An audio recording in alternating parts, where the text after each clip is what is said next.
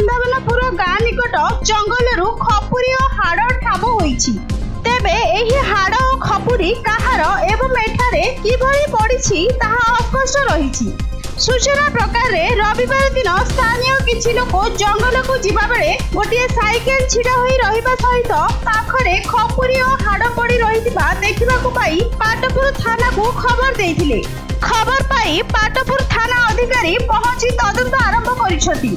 तेबे खपुरी हाड़ कहार केमिति एही जंगल निकट को आसिला एनेई स्पष्ट हेउनथिबा बेले एनेई साइंटिफिक टीम सहायता नेबो पुलिस। तेबे एही मनीष खपुरी होइथिबा संदेह बढ़िछि।